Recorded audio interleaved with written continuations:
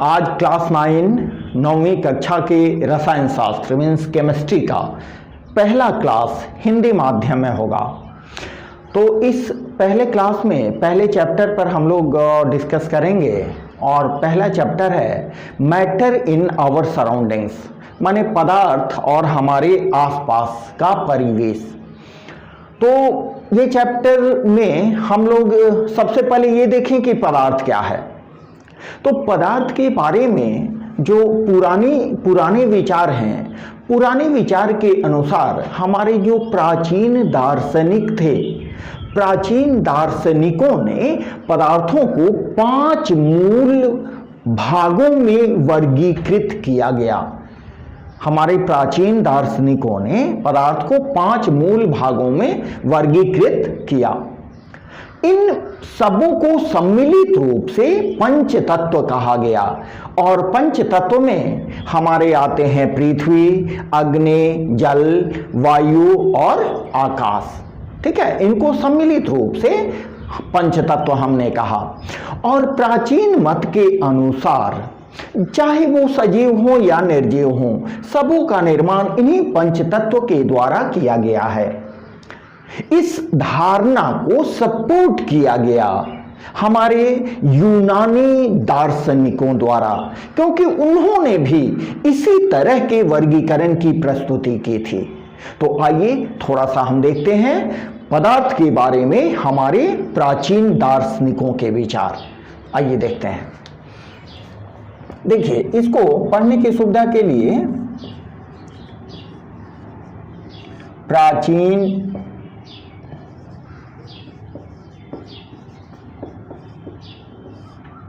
दार्शनिकों के द्वारा,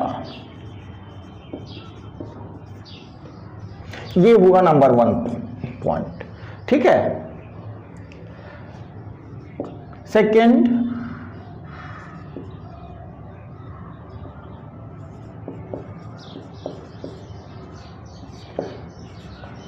पदार्थों का 5 मूल तत्वों में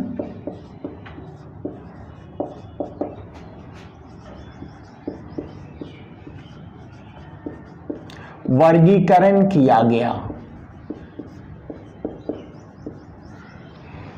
ठीक है, तो ये जो 5 मूल तत्वों में वर्गीकरण किया गया, इनको सम्मिलित रूप से पंच तत्व कहा गया।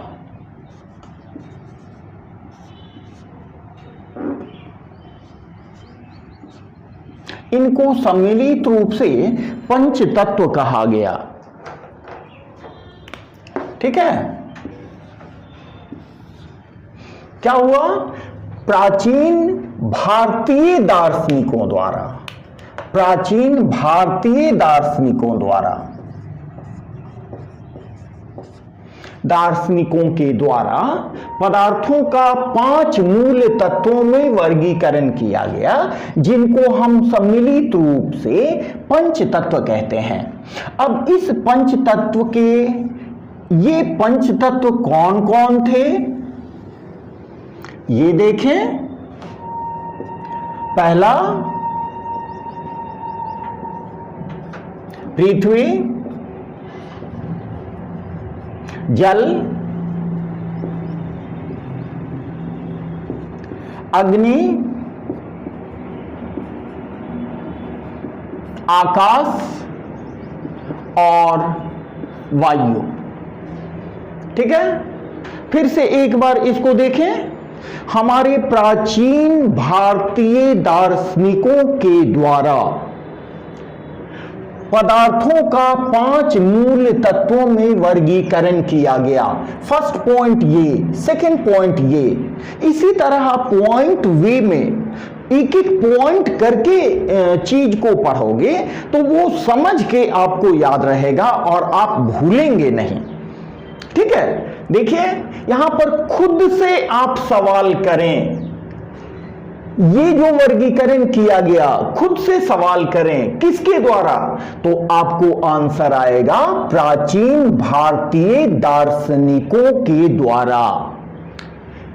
अब दूसरा आप सवाल पूछें कि ये मूल तत्व क्या हैं, तो ये 5 मूल तत्व, यहां जो 5 मूल तत्व हैं, इन 5 मूल तत्वों को क्या कहा जाता है, तो इनको पंच तत्व कहा जाता है।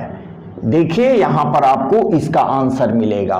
तब आप खुद में सवाल कीजिए कि ये पंच तत्व कौन कौन से हैं, तो यहां पर आपको आंसर मिलेगा कि ये पंच तत्व पृथ्वी, जल, अग्नि, आकाश और वायु हैं। बात आ रही है समझ में? अब देखें यहां पर और एक कदम आगे बढ़ें। इस ऊपर के उपर्युक्त प्राचीन मत के अनुसार, ऊपर के प्राचीन मत के अनुसार क्या हुआ भाई, तो प्राचीन मत के अनुसार ये कहा गया कि सभी सजीव या निर्जीव जो भी वस्तुएं हैं, सबों का निर्माण इन्हीं 5 तत्वों के मिलने से हुआ है। तो यहां देखिए उपर्युक्त प्राचीन मत के अनुसार सभी सजीव एवं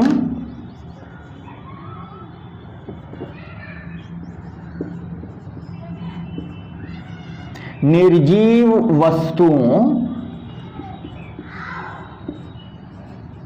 का निर्माण इन्हीं पंच तत्वों के द्वारा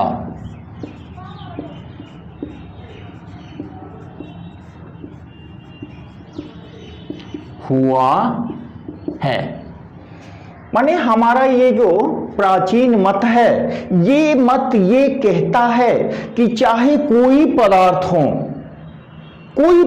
हो, वो सजीव हो या निर्जीव हो, सबका निर्माण इन्हीं 5 तत्वों के मिलने से बना हुआ है।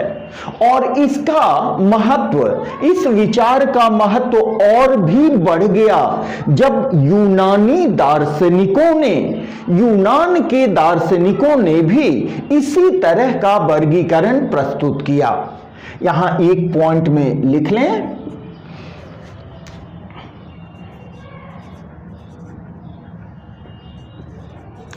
यूनानी का मतलब होता है ग्रीक।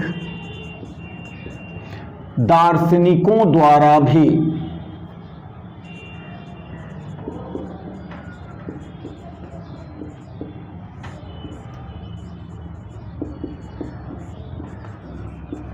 इसी प्रकार का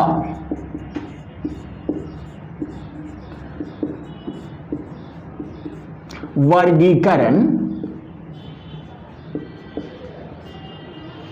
प्रस्तुत किया था।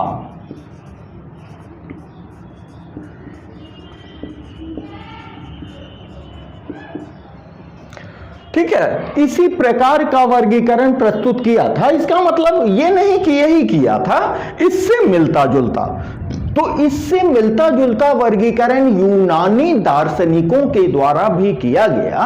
इसका मतलब ये हुआ कि जो भारतीय दार्शनिकों ने जिस पंचतत्व की कल्पना की थी, जिस पंचतत्व के लिए उन्होंने यहां प्रस्तुत किया था, उनको बहुत अधिक सपोर्ट मिला। ठीक है, लेकिन ये सब प्राचीन विचार थे। हम लोग अभी आज के नए युग के संदर्भ में पदार्थ को कैसे परिभाषित करते हैं, कैसे स्टडी करते हैं, इसके बाद हम उसका अध्ययन करेंगे। ठीक है, आइए देखते हैं।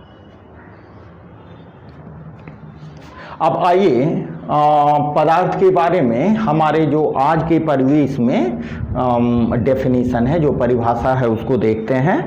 और पदार्थ का रसायन शास्त्र के संदर्भ में कैसे परिभाषित करते हैं और रसायन शास्त्र को कैसे परिभाषित करते हैं, दोनों का आंतरिक संबंध इसमें देखा जाए। देखिए यहां हुआ आपको पदार्थ। पदार्थ किसे कहते हैं? वे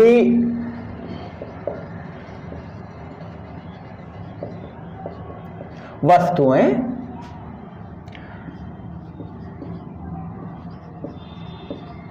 जिनमें द्रव्यमान हो और जो स्थान मीन्स आयतन छेकती हैं या घेरती हैं,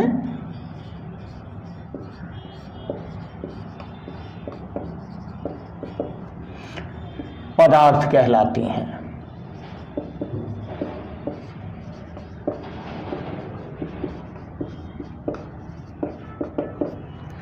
ठीक है, वो वस्तुएं जिनमें द्रव्यमान हो और वो कुछ स्थान छेकती हैं या घेरती हैं, उनको हम पदार्थ कहते हैं।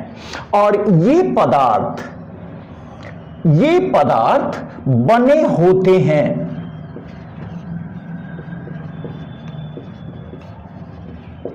ध्यान दें, इसको इस तरफ लिख रहे हैं, ये पदार्थ बने होते हैं। किनके मिलने से बने होते हैं? देखिए, याद करने के लिए इतना ऐसे हम बता रहे हैं, ये पदार्थ बने होते हैं छोटे छोटे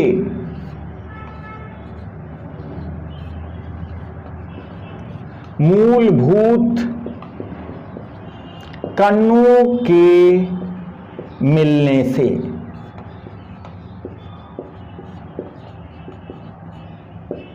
ये पदार्थ कैसे बने होते हैं?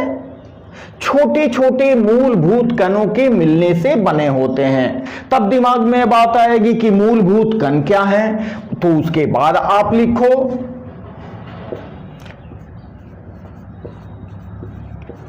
जिन्हें परमाणु, इंग्लिश में एटम, और अणु, इंग्लिश में मॉलिक्यूल कहते हैं। देखिए, कुछ टर्म का इंग्लिश भी जानना आपके लिए बेहतर होगा। तो यहां बिल्कुल बात को समझें। यहां पर ये हुआ आपका पदार्थ, तो वे वस्तुएं जिनमें द्रव्यमान होता है और जो स्थान या आयतन घेरती हैं, उनको पदार्थ कहते हैं। अब देखिए, पदार्थ बने होते हैं, ये फर्स्ट पॉइंट, बने होते हैं। किसके बने होते हैं? तो छोटे छोटे मूलभूत कणों के मिलने से बने होते हैं। सेकंड पॉइंट, तो जिन कणों के मिलने से बने होते हैं उन्हें क्या बोलते हैं? तो इसको थर्ड पॉइंट में लिखा गया है, उन्हें हम परमाणु और अणु बोलते हैं। ठीक है, अब इसको हम रसायन शास्त्र के साथ कैसे मिलाएंगे? यहां देखिए,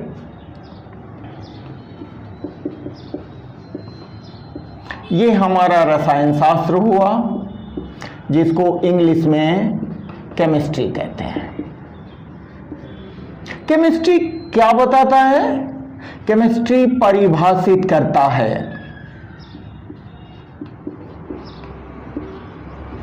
या व्याख्या करता है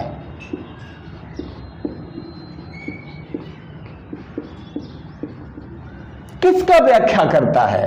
इसको नेक्स्ट पॉइंट में देखें, किसका व्याख्या करता है? तो पदार्थों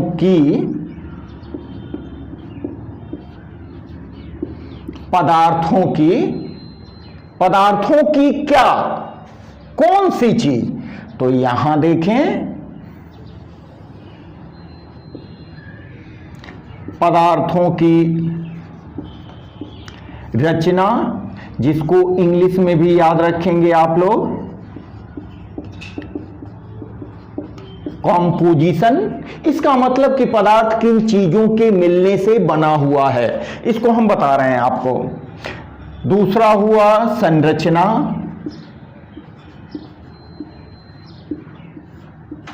और तीसरा हुआ गुण।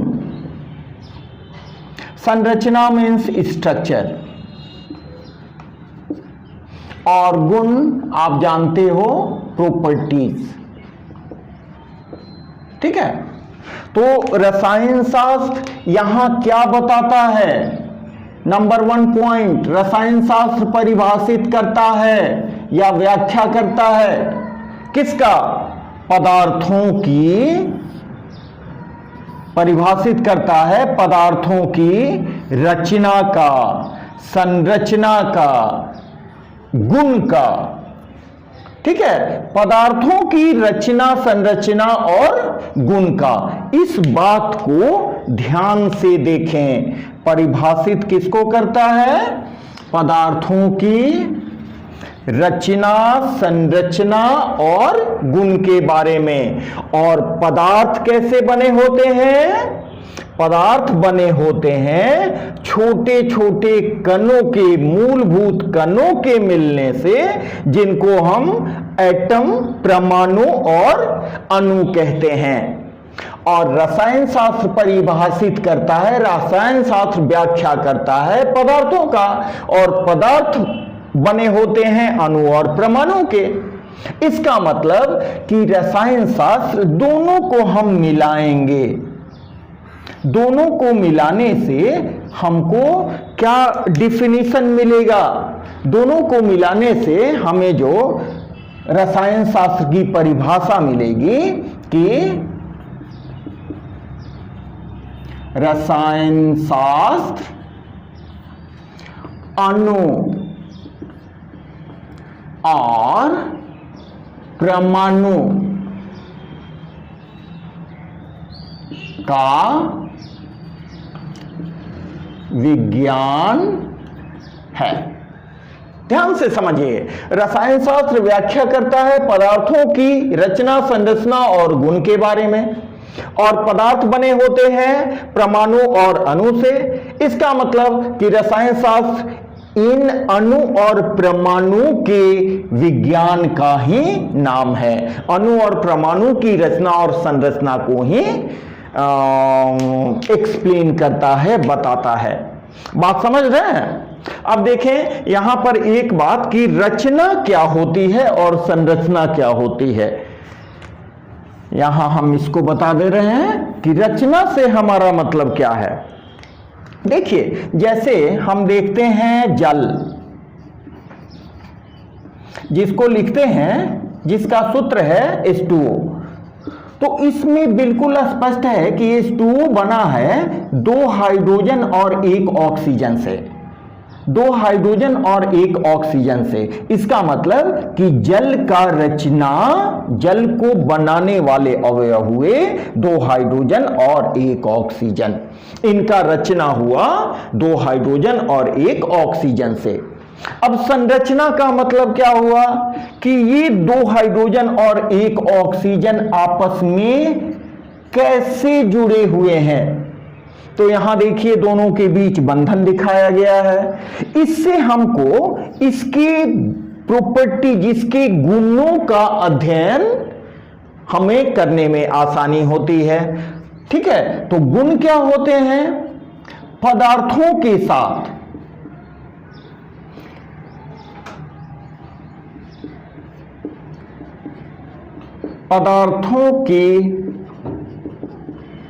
साथ परस्पर जो अभिक्रिया होती है, वही उसके गुण को दिखाता है। यहां पर देखें, जैसे जल हुआ, तो जल किससे प्रतिक्रिया करेगा या नहीं करेगा, करेगा तो तेजी से करेगा या धीरे से करेगा, ये सभी निर्भर करेगा इसकी संरचना पर। ठीक है, ये सभी निर्भर करेगा इसकी संरचना के ऊपर। ठीक है, तो हम क्या करेंगे, इसके बाद जब हम पदार्थ की बात कर रहे हैं तो और पदार्थ से संबंधित एक और विशिष्ट बात हम पढ़ेंगे जिसको बोलते हैं conservation of mass, law of conservation of mass, पदार्थों के अनश्वरता का नियम, जिसको हम तुरंत पार्ट 2 में अभी पढ़ रहे हैं। ठीक है।